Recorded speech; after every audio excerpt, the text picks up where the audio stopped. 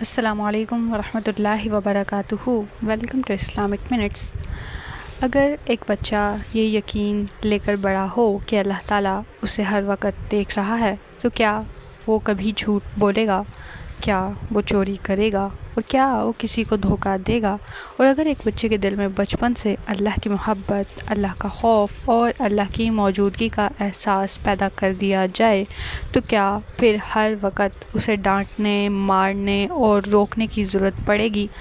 آج کے دور میں والدین بچوں کو ہر چیز سکھاتے ہیں، انگریزی، اسمارٹ فون، اسکول کی تعلیم، دنیا میں کامیاب ہونے کے طریقے، لیکن افسوس ہم انہیں سب سے اہم چیز سکھانا بھول گئے ہیں، اور وہ ہے اللہ کی ذات سے تعارف۔ آج کی ویڈیو ہر ماں باپ کے لیے نہایت ضروری ہے، کیونکہ اگر بچے کا تعلق اللہ سے مضبوط ہو جائے تو اس کی پوری زندگی سنور سکتی ہے۔ ایک مسلمان کی زندگی کی سب سے بنیادی حقیقت کیا ہے؟ یہ یقین کہ اللہ موجود ہے، وہ ہمیں دیکھ رہا ہے، وہ ہماری باتیں سن رہا ہے، وہ ہمارے دلوں کے راز تک جانتا ہے۔ ایک مسلمان کی پوری زندگی اسی یقین کے گرد گھومتی ہے۔ اسی یقین کی بنیاد پر وہ سوچتا ہے، فیصلے کرتا ہے، اپنی زندگی کا مقصد طے کرتا ہے اور اچھائی اور برائی میں فرق کرتا ہے۔ اگر ایک بچے کے ذہن میں ہر وقت یہ احساس موجود ہو کہ اللہ مجھے دیکھ رہا ہے تو کیا وہ اکیلے میں بھی غلط کام کرے گا؟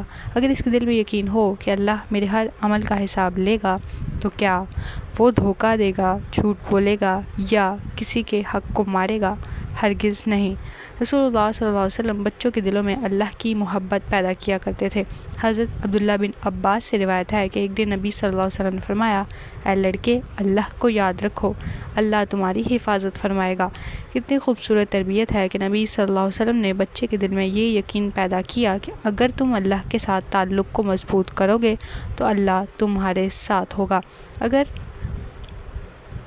بچوں کو اللہ کی معرفت سکھائی جائے تو اس میں فطری طور پر وہ تمام صفات پیدا ہونے لگیں گی جو زندگی کے ہر مرحلے میں ضروری ہوتی ہیں، جیسے کہ سچائی، صبر، ایمانداری، حیا، شکر گزاری، بہادری، اعتماد اور ذمہ داری کا احساس۔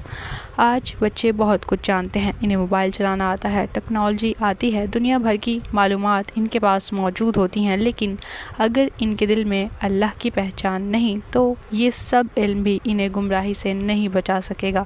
اسی لیے تربیت کا مقصد صرف انفارمیشن دینا نہیں بلکہ ایمان پیدا کرنا ہے۔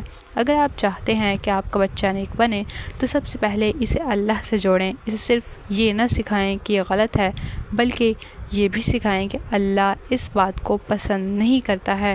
اسے صرف سزا سے نہ ڈرائیں بلکہ اللہ کی محبت بھی سکھائیں۔